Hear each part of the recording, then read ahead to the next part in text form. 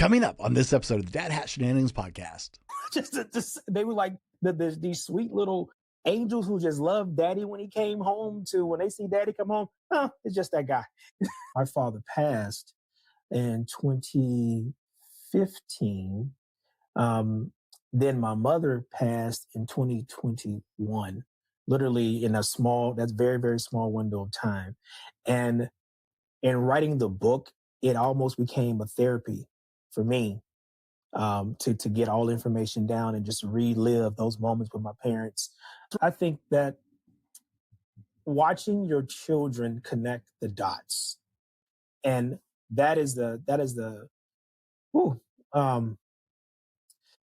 when you see your child and to see the light bulb go off when they get something, it is a complete euphoria that takes over. And when you sit back and you watch how much time is spent by kids scrolling and scrolling and scrolling and scrolling. I heard the term called doom scrolling. Albert, what's your favorite dad joke? My favorite dad joke, this is going to be a little bit lengthy. So there's a dad and his son comes home and he tells his dad, he said, "Hey dad, I met this girl. She's perfect. She's amazing. I think I'm in love with her. She's great." And dad says, "Oh, great. Come on, bring her over so I can meet her." He brings her over and he looks over and he sees the girl standing in the kitchen. And the dad says, "Son, I'm sorry." He's like, "Why?" He's like, "Son, you can't be with that girl." He says, "Why?" "Well, son, that's your sister, but your mama don't know." And he's like, "Oh no, you got to go back, get another girl." So the kids, he's like, "Okay, fine." He goes get another girl to another town. Comes back with another girl from a whole different town. He says, "Hey, dad, this one right here, she's perfect. She's great." Dad says, "Nope, son, sorry. Can't be with that girl." He says, "Why?" "That's your sister, but your mama don't know." And the kid's like, "Oh my gosh, dad, really?" He's like, "Yeah." Go to another town, gets another girl. "Dad, this one right here, she's from 3 towns over. She's perfect. She's beautiful. She's smart. She's sexy. She's everything I could possibly want." He said, "Nope, sorry, son. Can't marry that girl either." He's like, "Why?" "That's your sister, but your mama don't know." So at this point, the son is sitting on his bed in his room. He's all upset. And he can't believe his dad is just out there with all these different kids. He doesn't know what to do with himself. And mom comes home. She's walking down the hall. She sees her. So she says, "Son, what's wrong?" And she says, Mom, I can't tell you. Tell me what's wrong so you can tell me anything. "Promise you won't get mad?" "No, I won't get mad." He says, "Mom, I brought home 3 perfect girls. They were all beautiful. They were smart. They had great things going for them. And dad told me I can't be with none of them because they all are my sisters, but you don't know." She says, "Really?" He says, "Yeah." Mom takes a step back. She laughs for a second. She turns around and says, "Son, go marry any one of those girls you want." He says, "What do you say?" She says, "Yeah." He says, "Yeah, because your daddy's not your daddy, but he don't know." Albert, every dad has that story that just lights them up. The story they love to tell when they're talking about their kids and their experiences with their kids that just cracks them up no matter what, puts a smile on their face. What is your favorite dad story? This is actually, I would say, Brent, this is probably more of a dad sad, emotional story, but happy story all rolled into one. I recently did a book launch. I wrote a book and I had this launch in my office. And my son, who's 18 now, he did the opening prayer for everybody. And as he did the prayer, he paused in the middle of the prayer and he says, "Everybody, I have to just say something. You see this guy over here, everything that I am is because of him." And he came up with something as a saying for me as a kid, "I can because I will," that every time something's wrong in my life, I think about that saying and it makes me think about my dad and I feel like I can do it. Brent, in that moment, I started to cry because to have my son, who's a young man at this point, to say that in front of a group of people just really moved me in a way that I never thought that I could be moved. He really touched me. Oh man, that's the story that you lean into and just hold on to. You're like, did something right? That's that validation. I did something right. I might have done a lot wrong along the way, but I at least did something right.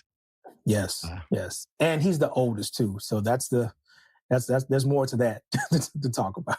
Oh yeah. I mean, that's the one you're learning how to dad on. Like, our Yes. Oscar, one of the other guys we've had on, you and I talked before. It's one of the things Oscar pointed out. He's like, you're learning how to dad on that first one. Like you only think you know how to be a dad but you learn how to dad on that first one. So, Right. when the first one's doing that well, you're like, yes. Yes. Yes. Yes.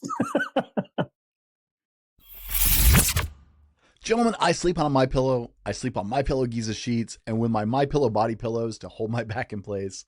I have my pillow towels. My wife even wears my pillow slippers. I would never recommend a company I don't personally use. We're proud to have Mike Lindell and My Pillow as the sponsors of our show. You can go to mypillow.com and use promo code TFM, super complicated, that's my parent company, The Fallible Man, code TFM for up to 80% off your order and free shipping on orders over $75 for our listeners. You're working with a great American company that is employee owned, and you're helping keep the show on the air so we can make more episodes just like this one. Let's get back to it.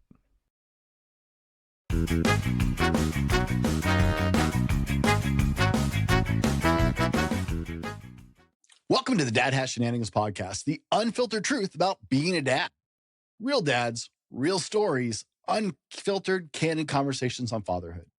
I'm your host, Brent Dallin, and my guest today is Albert Butler. Albert, welcome to the Dad Hat Shenanigans Podcast. Oh, awesome. Thank you, Brent, so much. I'm so excited. I'm so glad that I got the invitation to join you today, and I'm ready to talk all about being a dad. All right. Well, that's the only thing we do well here is talk about being a dad. Everything else is kind of half-assed, but that's just me. So we're off to a good start. We've had some great conversation already, and you guys are in for a treat today. Now, you said you had to look for the hat, so we got to go straight to it. It is the Dad Hat Podcast after all. So you're wearing a hat that says West Virginia for all of our audio listeners. Tell us, why did you wear this hat? So, ironically enough, Brent, I am not from West Virginia. I have no connection to West Virginia, except for one thing. My son, who's 18 now, is a wrestler, and he got a scholarship offer to go to West Virginia. And we were all excited and happy for him. And he had a whole signing at his high school for it. So we all bought West Virginia paraphernalia and everything. And 2 weeks before it's time for him to go, he tells me, "Hey, Dad, I don't think I want to go to West Virginia, Brent. We live in Atlanta, Georgia, and going to West Virginia is a big cultural shift for him." And he literally, I got nervous. And I said, "Son, so what do you want to do?" So he decided to go to a local school here in Atlanta, Shorter University, where he's wrestling for Shorter as compared to going to go wrestle for West Virginia. So this hat right here tells me that my son made a decision for himself that was reasonable for himself, that would help him be in position to be successful for himself. But it also says I spent a lot of money trying to prepare him to get ready to go to West Virginia. Oh, wow. Talk about a bomb last second, man. Just last second. Close. 2 weeks away, and he had to go and call the coaches and try to get everything renegotiated for him to be able to go to school. But he worked it all out, and he's over at another school right now and being pretty successful. So I'm pretty proud of him. That's that's a panic moment for a parent. What do you mean you want to change things right now? What are you talking about? But I tell you, Brent, that it was actually a relief inside of me as well too, because just as nervous as he was, I was nervous as well. My wife was nervous, and we was like, man, we're believing God that our son is going to be okay, and leaving to go away for the first time so far away from here. It's a 7 to 8 hour drive to get there. Mm-hmm. And honestly, we were all nervous. So I didn't push his decision, but he made it on his own. So I was in the back kind of happy a little bit. Well, if it works out, and he just maybe need a year or two of something a little more local before he moves a little farther. If you haven't lived away from home, like the first time you live away from home, it can be really rough. And lonely. And I think that's what really kicked in. He realized that, wait a minute, so no one's going to wash my clothes. I'm going to do it myself.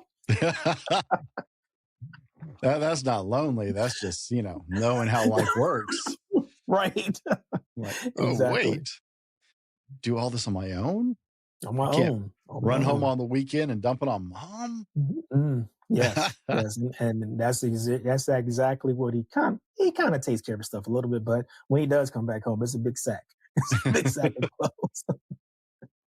Well, that's the reason college kids come home on the weekends. It's not because they miss Exactly. you; Yeah. it's because they miss the laundry service and not having to cook, Laundry service and a hot plate of food. That's about it. right? Yeah. So you said that's your oldest. How many kids do you have, boys and girls?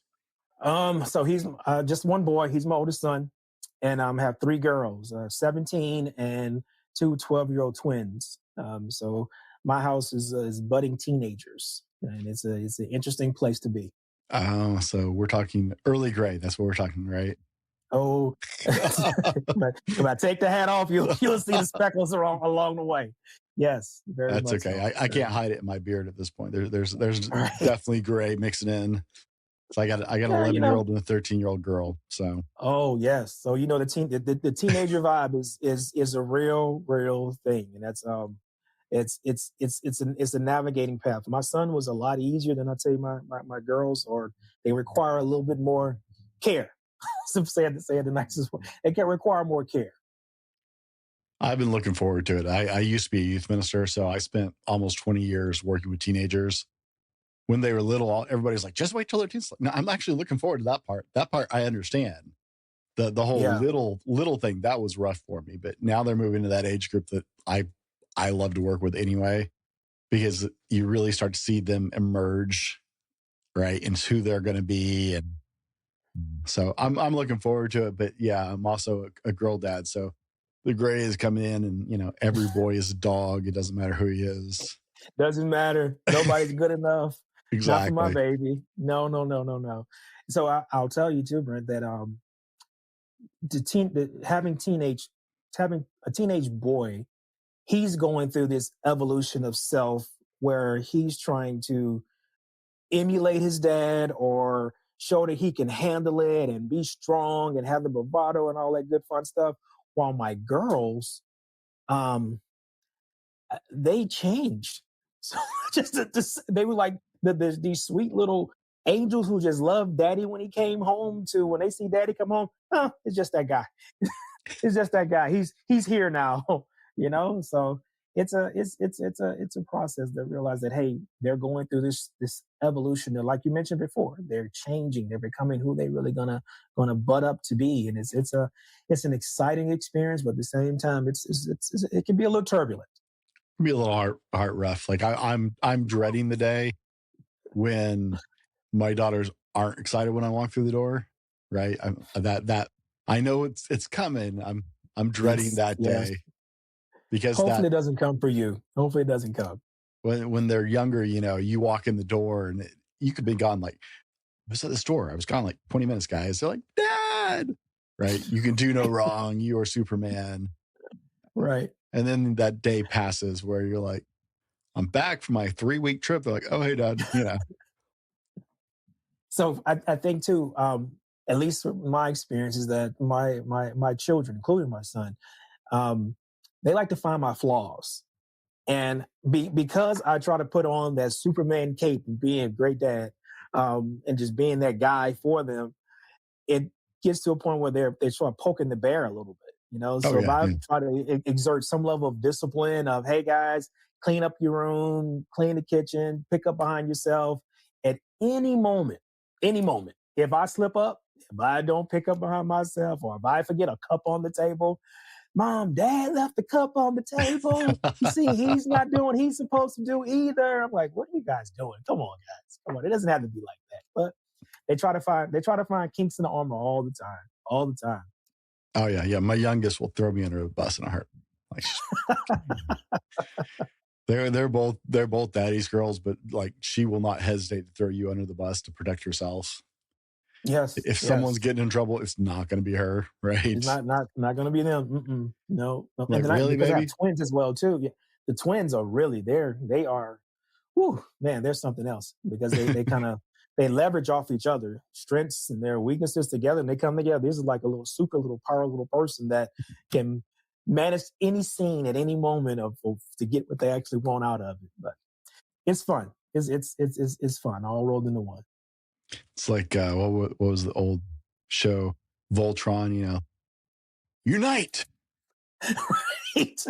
Right. Exactly Together, right. together they are a a force to be reckoned with. They're a force to be reckoned with. And they really used to give their brother, before he went off to college, they would give his brother they would give him a little hell sometimes. So him trying to just stay out of my room, don't go in my room. They are constantly in his room, taking his stuff out of his room. So it's he was happy to leave to go off to college. Oh, yeah, he says that he'll miss it pretty quick, Yeah. Yeah. pretty quick. Albert, you mentioned your book. Tell us who you are, what you do, just quick, so people have some context. Oh, okay. Well, again, I'm Albert Butler. I'm actually a CPA, so I have clients who help with taxes, bookkeeping, audits, the whole shebang. And our motto is kind of to give trusted accounting along the way. We believe that accounting is the heartbeat of business and everything that you do, and it's the key to personal finance success. And that kind of rolls off the tongue that way because I really truly believe that accounting is the actual heartbeat of any organization, and it is also the heartbeat of your own personal finances as well too. My job is what we take pride in is helping people understand that financial literacy aspect of it, and even being the dad, and being at a level of an example of working with my kids, so they understand the importance of having financial prudency and how financial literacy works, especially in our country, and understand how the capitalism cycle actually works. And so that's something that we educate all of our clients on, and at the same time understand how to do the taxes the right way. I'm a big believer in everybody's a U.S. citizen, and we all need to pay taxes. That's just the way it goes. But how much I pay, how much you pay, and the next person pays, that's your individual number that you need to have a qualified CPA to work with to make sure you find your right number. So that's what I do. Now, behind me is the cover of my book, actually. Then the book itself is more so quotes and advice to my children. It is a real personal guide that I created for a legacy for my kids. Um, and it comes from all the years of me spending time with my parents and my grandparents, and really taking all the knowledge they gave to me and being able to put it on paper and having something to share with them as a roadmap for success. And that's very, very tough, because sometimes the day to day can help you lose focus. It can help you. It can take you off your path. And having something to lean back on to share with your family really has been powerful for us. So I wrote it. It's been a process of over 17 years of me putting that thing together. And once I finally did, I got it published and got it out there. And I'm very, very proud of it. And then my kids who actually read it, they've actually started sharing it with their friends as well too. So that's a major plus as well. I love that.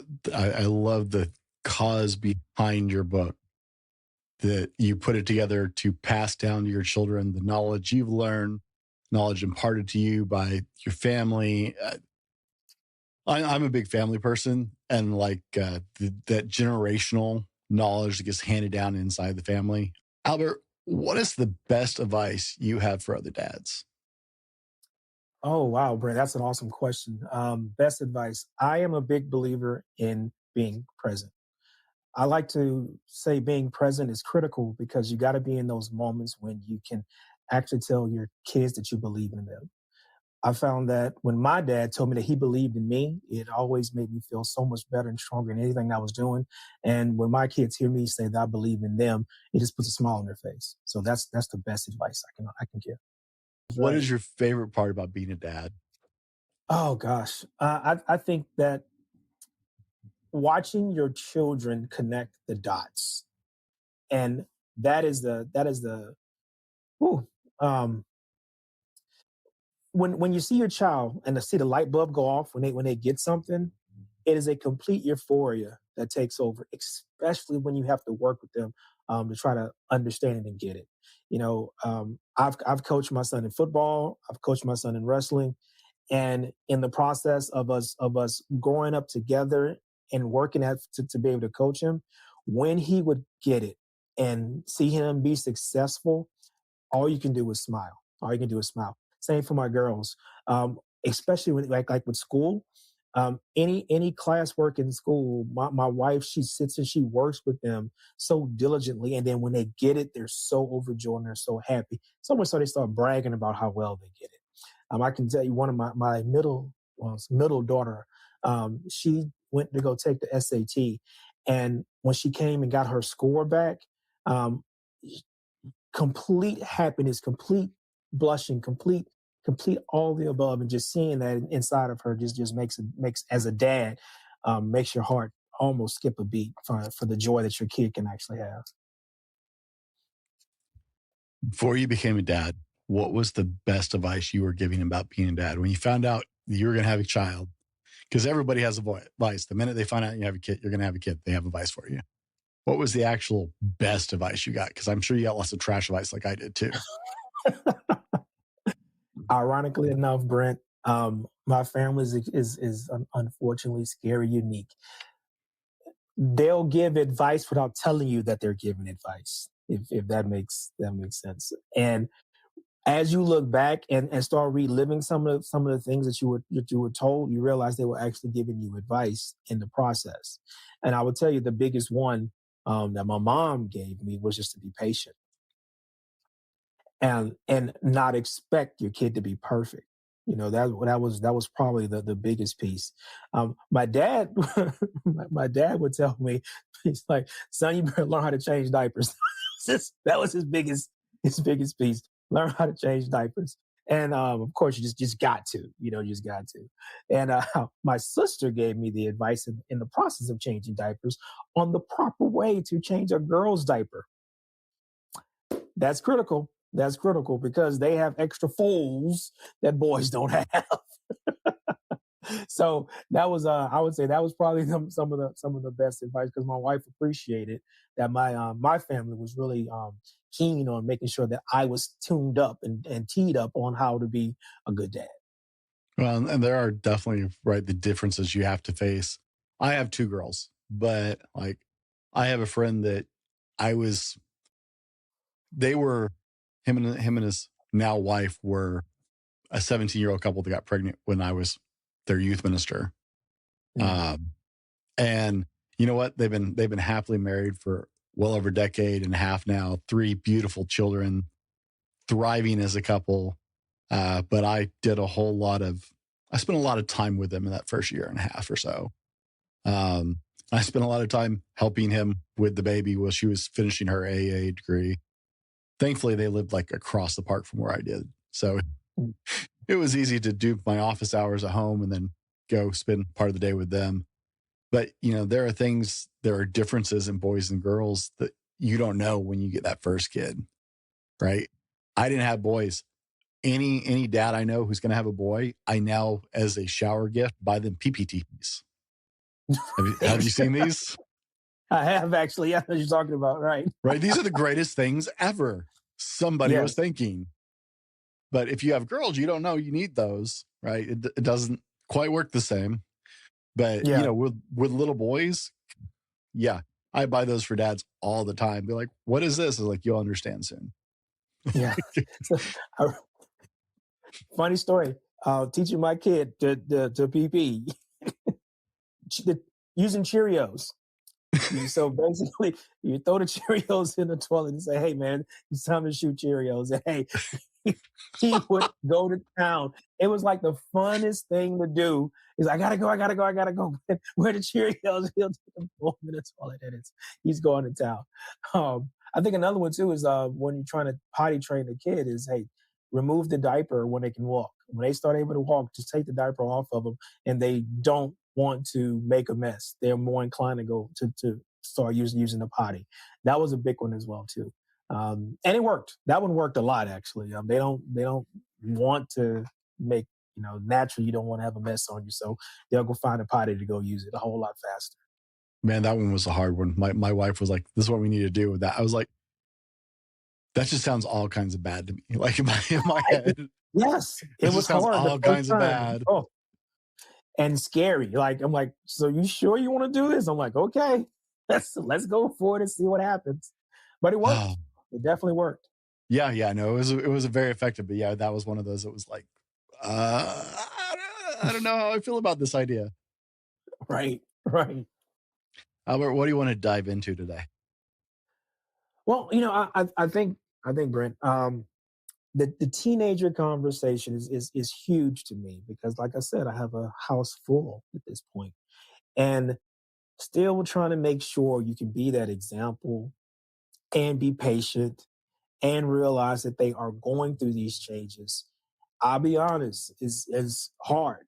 Is hard. And trying to be more understanding, to listen, to understand, as compared to just barking orders and have them not listen to you at all. That's something that I've had to work on as a dad, especially over these past several years, to be able to be more inclined to humble myself, to listen to what my kids had to say. This world is different. It's not like it was when I grew up. Just that's the biggest piece. Social media has really made things so much more connected, that there's a lot of influences that your kids are having that you really don't know and don't see. So listening to them is been a real benefit for me, to learn the process of being able to listen, to understand them, and not just listen to respond to them. I loved being a youth minister because I loved seeing. I understood. It's like, this is there's so much happening in this era, and I knew I felt misunderstood as a teenager. That when I was youth minister, that was one of the things I felt like I could do to help parents, was to be that bridge conversation for parents who are feeling jammed up about something, right? They're like, don't understand why they're doing this. We're just banging our head in the wall. They've never done this kind of thing before. It's like, all right, well, let's investigate, right? Because there is so much happening when you're a teenager. People forget you're still learning. Like there's so much in life you're still learning. You're not an adult. You're not a kid. And you're very open to being influenced. And that's another thing as well too, and where they're going to receive the influences from. You know, I'm gonna back up a little bit, and I'll tell you some advice my dad did give me. He said, "Son, you when I first had my son, he said, son, you have from 2 to 12 to raise your child. After 12, anything that they say or do, or let you find out about, is optional. Why? Because kids begin to lie. And if they don't want you to know, they're not going to tell you. So you have to make sure that in that 2 to 12 window, you have instilled in them values to make them want to know what right and wrong really is, and lead them in direction to do the right thing. And that's biblical as well too. That's a fundamental foundation of where we come from. Is that uh, living your life to be Christ-like is so critical to navigate all the noise that's around all of us at a continual basis, and especially when you're a teenager. It's so much noise that can take you off the path that you're trying to be on. It's If you don't have a foundation in your Bible, to be able to read it and know scripture, to fall upon God through prayer, you and to even know to come back to your parents when you need that extra level of guidance along the way too, you'll wind up going off the rails. And that's the scary part. So when my son came and said, "Hey, Dad, this guy right here is everything to me," and he was able to instill in me these certain values. That's what I thought about when I remember him being a younger person, and me sitting with him and reading the Bible with him, and him reading it with me, and my other girls too, and my wife. We have Bible study at home, and just going through the process of understanding how the scripture had kind of lays out everything that we're going through right now. Is not anything new. It's all happened. It's all happened before. It's just that what's new is the way that it's happening, the technology base that it's happening in, and how fast it's happening. That you have to have a foundation to be able to fall back on. I've been laughing at the whole AI argument lately because, right, we're telling kids they can't use it in school because kids are overusing it in school. So instead of Right. teaching them how to use it beneficially, we're telling them, no, don't do it. So we know that's exactly what they're going to do. They go straight to it because Go you straight to said doing don't it. do that, Right. right? But I laugh at all these people fussing about, it's like, oh my gosh, AI is going to take our jobs, and people are losing jobs. I've worked in the IT sector for years, right? Mm-hmm. Before I did this, I worked at like enterprise level corporate IT for Fortune 100 companies. And but I'm a student of history. My grandfather was a history professor. My sister has a history degree. My dad was big into history. So was taught to appreciate history, right?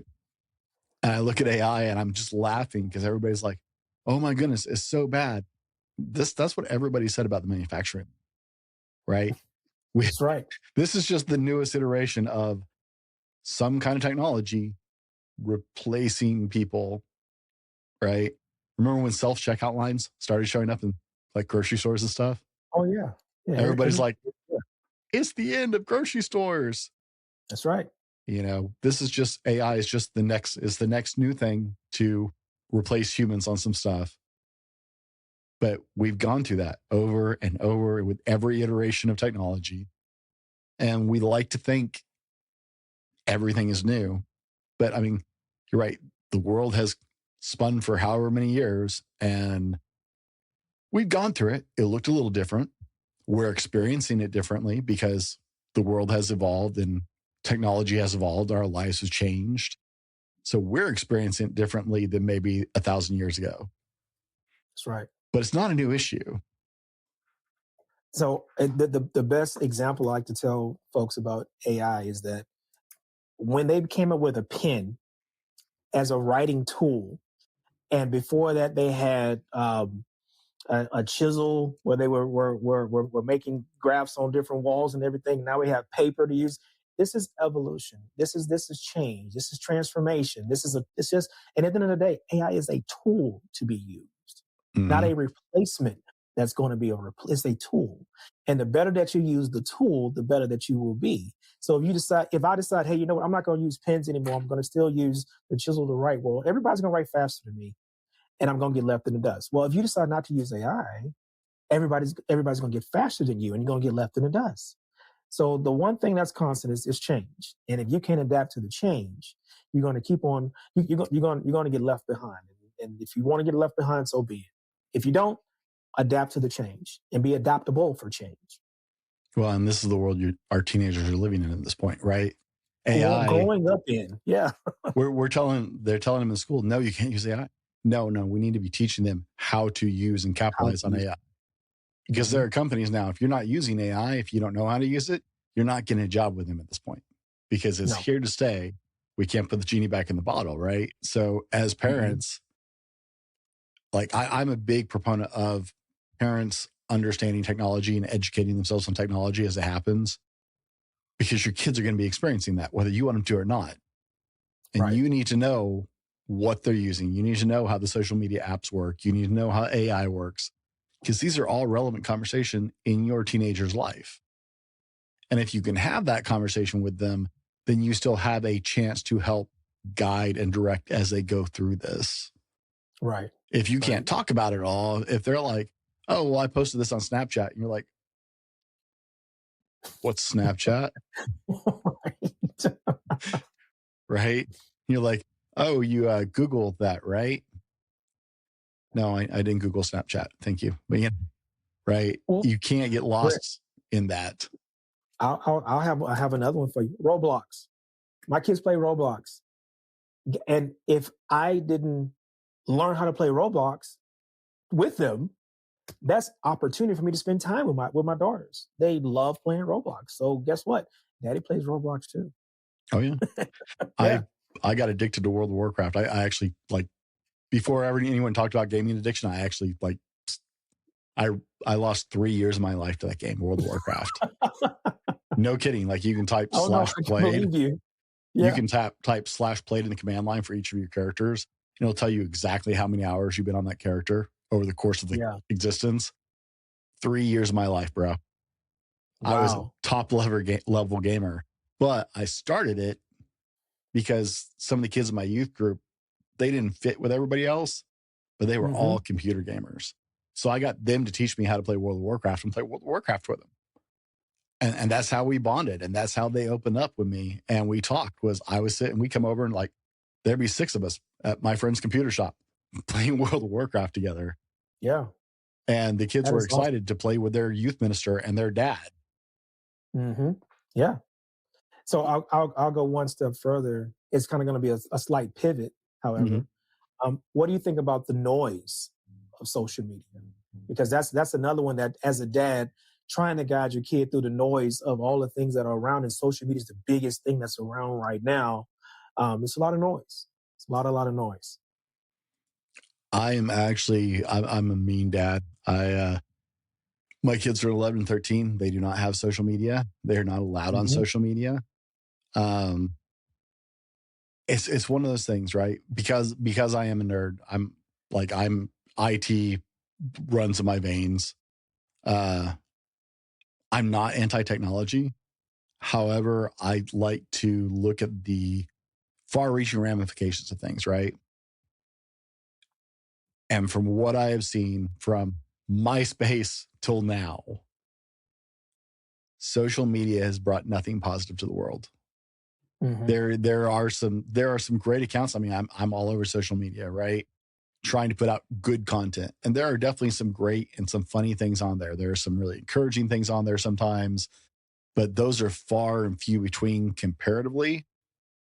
But it is this continuous interconnectedness of the fact that kids' problems somewhere else can now follow them everywhere.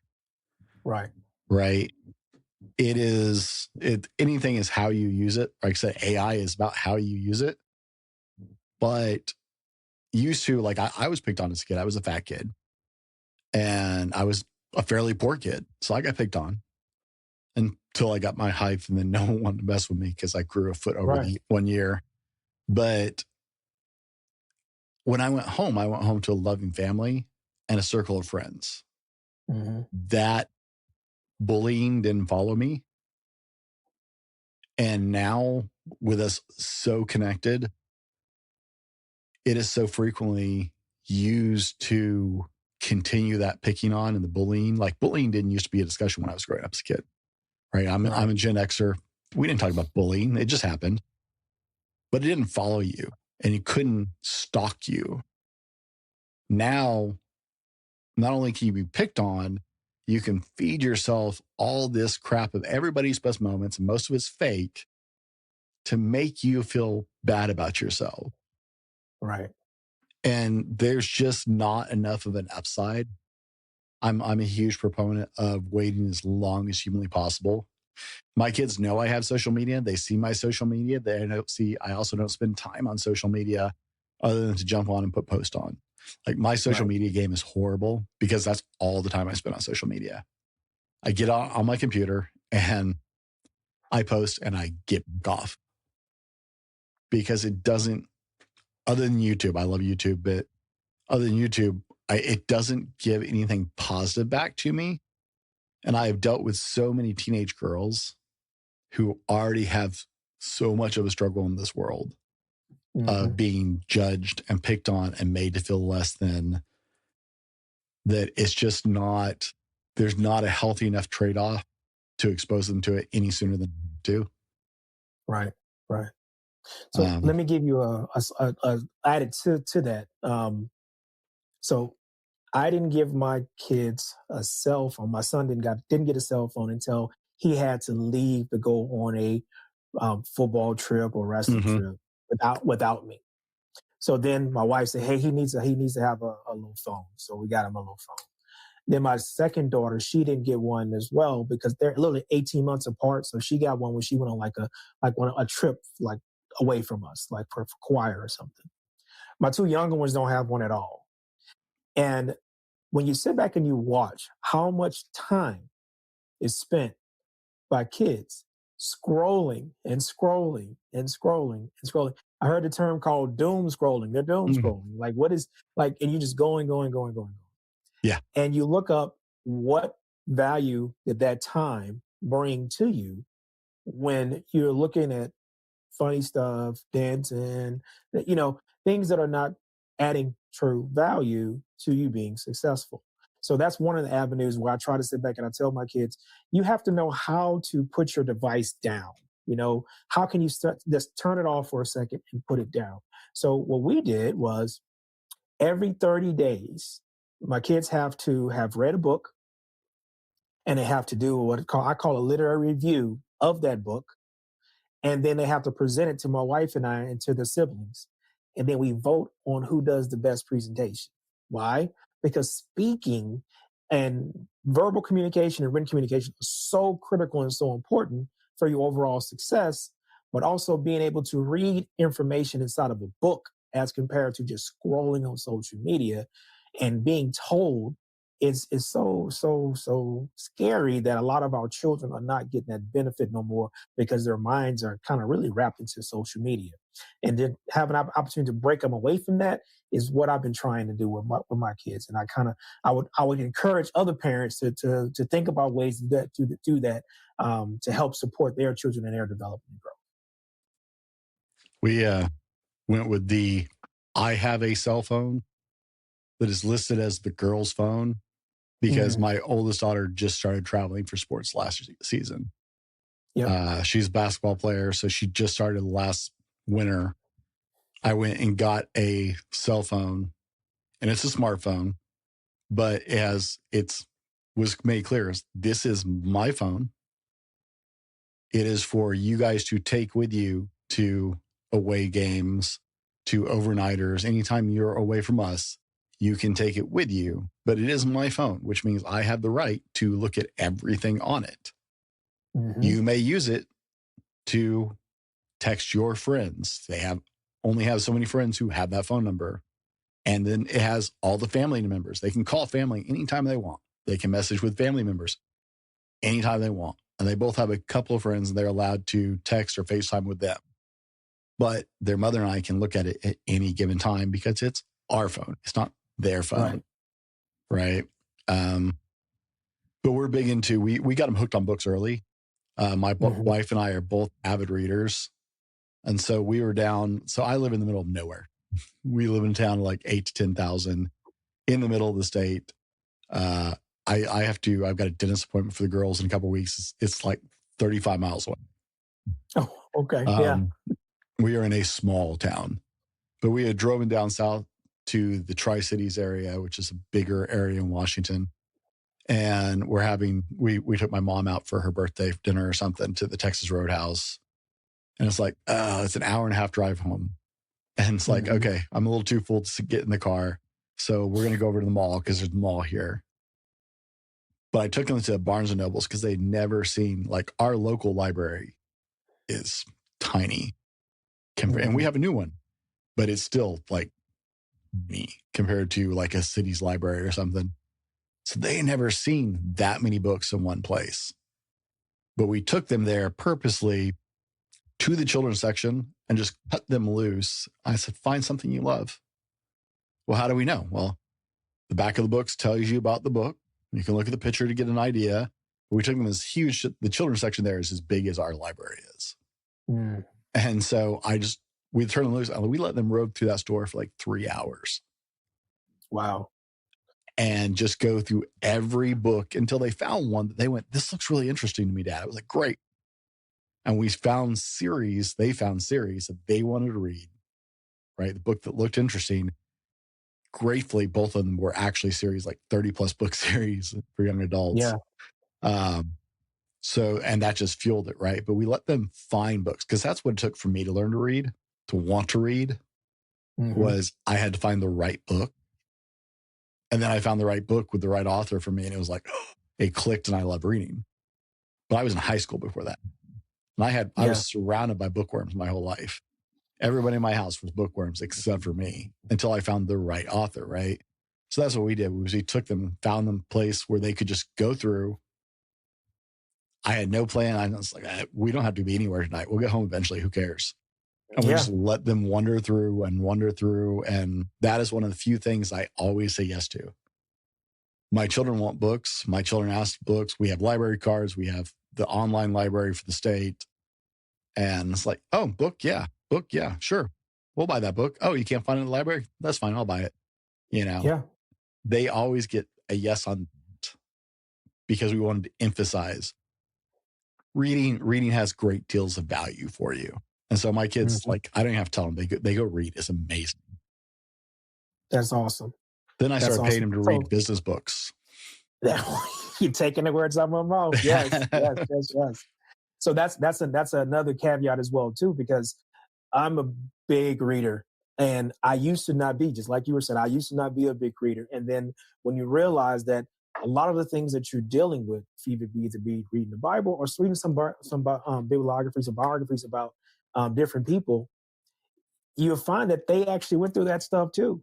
And the way that they navigated through it helps you. And they kind of turn into your mentors almost that you never met before. So that was a epiphany for me when I was in my early 20s that, hey, you know what? I got people who actually been through stuff. I can crack open this book and read through it and like, wow, this is a way to make it that I can actually use this, implement it into my life as well too. So that's something that's really advocate to my kids. I kind of give them a library of books to choose from, but at the same time, it's kind of guided in a way to get you to read some stuff that you might not pick for yourself, and they'll pick it and they'll read it and they'll talk about it in a way that it actually connects with them. Sometimes it works, sometimes it doesn't, but you still got something out of it because you actually read a book that you would have picked from. So that's a major plus as well. I'm big into that's something I started with my kids when they were several years ago now. Is I bought age appropriate books that actually taught them skills that school wouldn't, like marketing books, money books, finance books, right? My oldest daughter is now 13. She has had an investment account since she was, I want to say 8 or 9 now. But I bought her children appropriate books talking about investing and about there were other things to do with your money than spend it. Right. So we looked at and introduced the concept of investment and saving. And I've continued this. Anytime it's like, hey, Dad, I'd like a book on this. Great. I'll buy you a book on this. And I'll find an age appropriate book and I'll pay them to read it and do a book report for me. Like, show me that you learned something from this. Right. Which people were like, you're kind of crazy. And I was talking to a guy who went through the Maxwell leadership course. And I guess he advocates for that. I had no idea. But apparently John Maxwell advocates for the same thing and did the same thing with his kids. So I was like, hey, I did something right. Yes. Yes, right. That's exactly right. So to that point, I'm about to send you one of mine so you can actually read it too, because in those life lessons that I've learned, talks about, hey, how to spend your money the right way, how to save the right way, what to invest in, why to invest in it. It kind of gives a who, what, when, where, why, and how process of going through and navigating those things that you normally don't talk about. You just normally don't talk about it. And interestingly enough, even in school, because in public or even in private schools, they don't actually talk about the main things as Americans that we're going to have to do. One, you're going to have to pay taxes. There's no class on that at all. Two, you're going to have to vote. There's no class on that at all. And then three, how money actually works. There's not really a class on that, but we all have to deal with it in some form, way, or fashion. So that's a big thing in my household. I want to make sure that that's all there. And there's a great book called the Bible that has all that good stuff in it as well too. It does. Let me ask you, how do you deal with friends? Right. Because friends can be good and bad, right? You got to really get the kids to pick and choose. So how do you deal with friends? Right. So if you are that I'm gonna go back to that 2 to 12 conversation we had earlier and instilling certain values. When kids go out to go meet new kids and they are exposed to those to new kids and they're seeing things that might be a little bit different, they will gravitate to what they like and what they don't like based on the rearing environment that they're coming from. So normally those friends will connect on like-minded things to do to achieve like-minded goals, and they wind up becoming friends. Further to that, as a parent, I'm going to introduce myself to their parents as well too, especially when they're younger. My kids play sports, so that's a great opportunity where I was a coach. And most of the parents, what my son was dealing with, wind up gravitating over in some form, way, or fashion. We all meet each other because it's a community park that we're playing sports out of, and they become friends. That's one aspect of it. Then they become teenagers. It turns into a whole another morph of this process, and then going back to the whole social media aspect of things. Those friends, again, you would hope that your child is in a position to have discernment on who they call friend, because that's a very, very powerful word. And I try to give examples of what a friend really is. You know, a friend is going to be that person that you can call upon, that's not going to berate you, but also going to tell you the truth about the situation that you're going through. That's a real, real friend, as compared to somebody who's an associate, somebody that you just know, somebody who you see every now and again. I don't know if that's a friend or not. You know, that's a question mark. You know, and then when you start talking about dating, that's another avenue, especially with my oldest teenage daughter. Um, how that process actually works out on who's that guy she's going to want to date, because normally the young girls either pick the cute, handsome guy who's funny and athletic and all that good stuff, or she'll pick the nerdy guy who's super smart in the classroom and all that good fun stuff. But you hope that she kind of can pick somebody from the example that she's seeing as well too, and get a chance to meet and talk to that young man or that young lady. For my son, from that perspective, it's a that friendship is also one that has to be cultivated along the way as well. What do you do with your kids, especially as teenagers? How do you control the traffic around the house as far as the people in your life? Do you have like a close circle that they're like, oh, these are uncles and aunts, like this is the extended group? Or how do you control who's around those kids to influence them? Interestingly enough, it pivots off the word friend as well too, because I have I have a small group of what I would call friends. These are the men in my life that we have connected for years, that we've been there for each other, and those are the like-minded people that are around my children, that they do call, hey, this is Uncle Rodney, or this is Uncle Will, or this is Uncle Mon. These are the men that have been influential in my life, that I call friend, that to a certain point I call brother, that we connect in the levels that we do things together with the kids, and our families all connect as well too. So that's so critical, so important, that you're dealing with like-minded people doing like-minded things, again with like-minded goals to achieve like-minded objectives overall. And that's what you would hope your kids can see, and they can actually identify that that's the type of person I want to have in my life too. It's important to me. That's one of the things I've tried and do with my daughters. And it's difficult for me because I'm not a hyper social person, um, but I'm very selective. It's like I want to do when my oldest daughter was born, right? Is like, okay, it is now on me to become super, right? I want to set the Mhm. bar so high for what my daughter expects a man to be like, that even if she brings home the bottom end of that, she's not actually doing too bad, right? That Mhm. is my goal as a father, is just to set that bar so stupidly high with the way I treat them, the way I treat their mom, the way I conduct myself, the way I take care of myself, everything, right? I want to set the bar really high. But I also want men around them because they need to see somebody outside of me, right? So I want Mhm. strong, thriving, good men in their orbit as well. So when they look at those guys, it's like, it's not just dad that's this way, right? Dad's best friends are this way. The men dad spends time with are this way, right? So they have that, because there's going to be a time where they're like, okay, well, yeah, but that's right. Mhm. So you want those Yep. outside examples as well, where they're like, oh, well, maybe it's not just dad. Maybe that's right. So I strive for those kind of things. I had to have a conversation with my niece years ago. Um, Love her to death. And she was dating this young man. I went down for her high school graduation, and she was dating this young man. They've been on again, off again a couple times. And he was a really nice young man, but he didn't have a father figure at home. Mhm. And he was super passive, and she had to make most of the decisions, like even on like where they Mm. were going to dinner and stuff like that. I was like, baby, you know I love you, right? And he seems like a really nice boy. I said, but let me ask you, do you honestly think you can be happy in a relationship? Because it was getting pretty serious. Can't you be happy in a relationship with a guy where you are more of a dude than he is? Mm.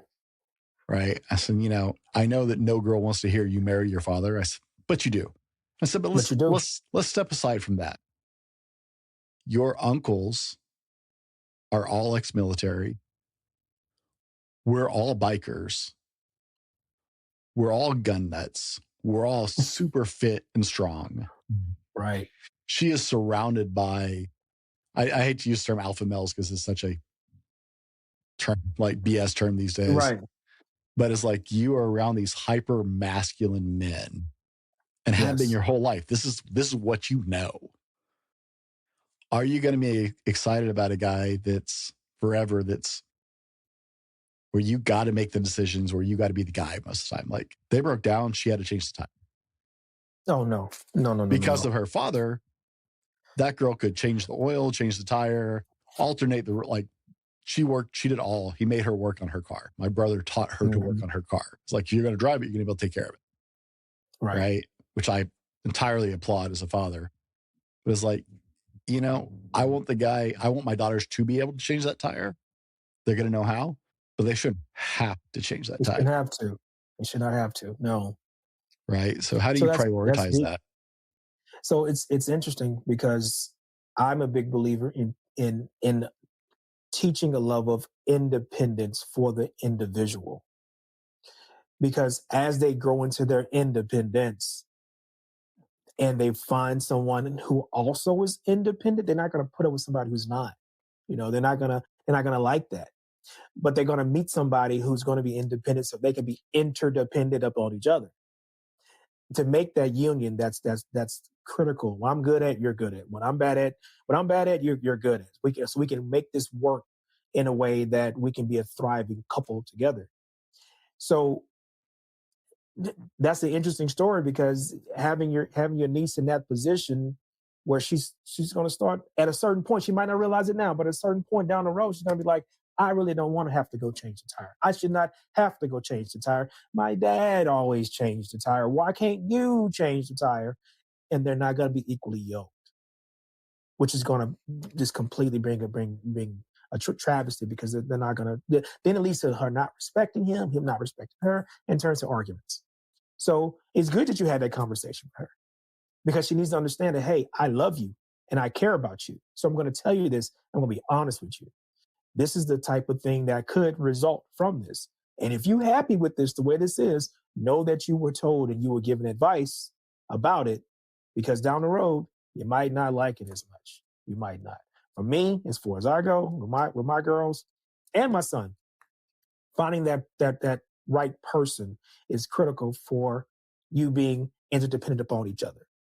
And it's a decision that, in my opinion, I think is a family decision. It's not an individual decision because bringing somebody into your family that is not equally yoked for your family is a big deal as well too. My mom and my dad was so adamant that when I got married, they had a counseling session one on one with my wife and I that really laid it down that you're entering our family, young lady.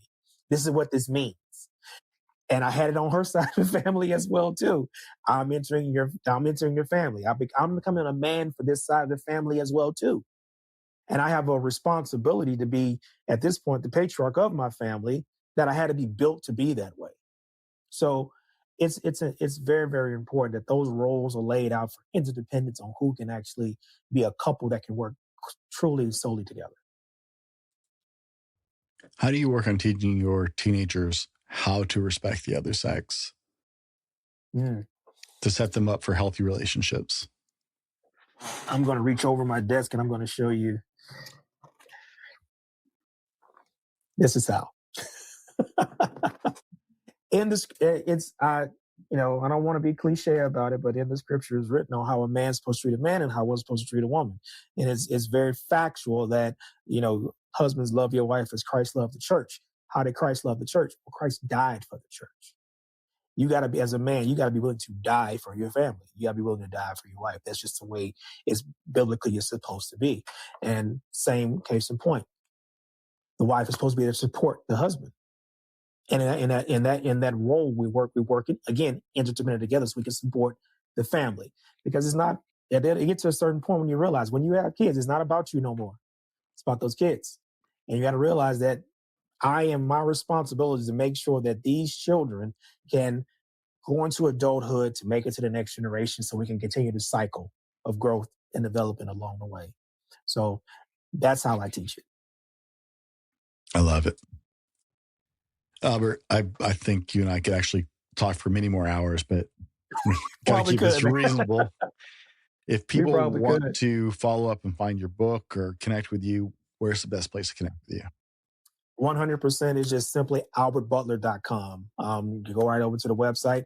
The book is actually on Amazon as well too. You can Google me, Albert Butler CPA, and you're going to see a laundry list of good, wonderful things about me. I've been published on Business Insider. I've been published on Forbes as well too. The book is available right now. It's the book Life, and it's one that's very special to me. And I think if you was to read it, it'll change your life. It'll change your life. Awesome. Guys, we'll have all those links down in the show notes, the YouTube description, whatever platform you're joining us on. Majority of my listenership is audio, so I always try and make sure that I'm answering those questions and describing things well, and I hope I'm doing well for you guys. But we will make sure that you can find Albert because I think there's a lot of value here. And I'm very curious about your book now, right? Because I love, like I said, I'm a history buff, so I love the fact that you are passing down generational wisdom to your children. And that's going to be such a blessing, not only to them, but to your grandchildren eventually and your children's friends as well. So, like I said, well done on that. What is the most important thing you want to leave people with today? If they heard nothing else, what do you want to leave them with? I want to leave them with the mantra of "I can because I will." I haven't mentioned it during the show so far, but that is the quote that has helped me. And I think I did mention with my son, it actually helped him. And it's the genesis of it came from a conversation with my own father. And unfortunately, he told me that he couldn't do something. He said, "Son, I can't do that." And when he said that to me, it gave something inside of me to say, "Well, if you can't, I can." And my will is always going to be something that's going to push me through anything. And I challenge anyone out there who's listening. If you tell yourself that you can, you're right. If you tell yourself that you can't, you're also right. So you get to decide which way you want to be right. And I like to say I can because I will. I love it. Guys, thanks for joining Albert and I today on the Dad Hat Shenanigans podcast. We're just a community of dads navigating life's challenges together. Until next time, laugh, learn, and live the dad life.